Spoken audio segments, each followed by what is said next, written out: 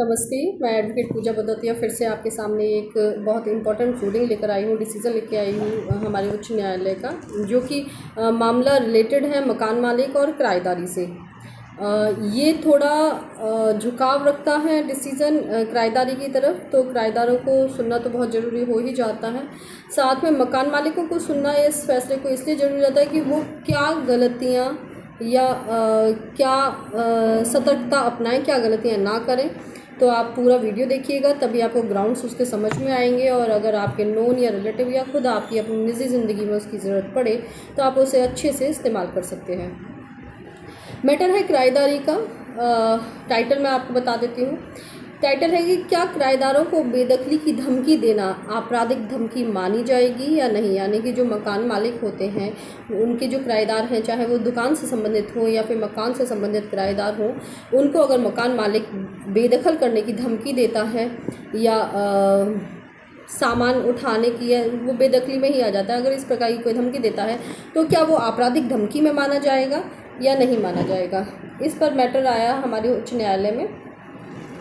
न्यायमूर्ति का स्पष्ट निर्देश इसमें आया है। और हाँ, आपराधिक धमकी अगर वो मानी जाती है तो आईपीसी की धारा 506 के तहत होगी। यानी कि यह अगर कोई मकान मालिक किसी किराएदार को, अपने मकान के किराएदार को या दुकान के किराएदारी को बेदखल करने की धमकी देता है या किसी भी तरीके की धमकी देता है इसी से संबंधित, बेदखली से संबंधित, तो क्या वो आपराधिक मामले में से संबंधित होगी, और क्या उस पर फिर उसके तहत धारा 506 ऑफ आईपीसी लगेगी या नहीं।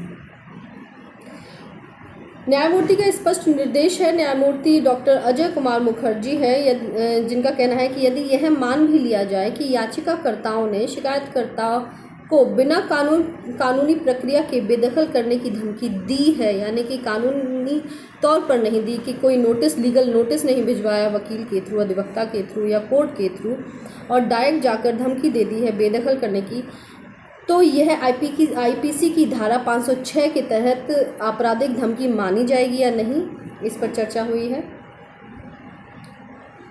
देखिए, ये विवाद पूर्णतः पार्टियों के बीच का जो विवाद है पूर्णतः सिविल प्रकृति का है, और इसका समाधान भी दीवानी न्यायालय में ही किया जाना चाहिए। मामले की पृष्ठभूमि क्या थी, उससे आपको एक ग्राउंड लेवल समझ में आ जाएगा, वो जानना बहुत ज़रूरी है। व्यापारिक परिसर से संबंधित यह मामला था। शिकायतकर्ता 54 राज एससी मलिक रोड पर किराए के परिसर में व्यापार संचालित कर रहा था। यानी कि यह दुकानदारी से संबंधित मामला है, किराएदारी का। मालिक की मृत्यु हो गई, यानी कि मूल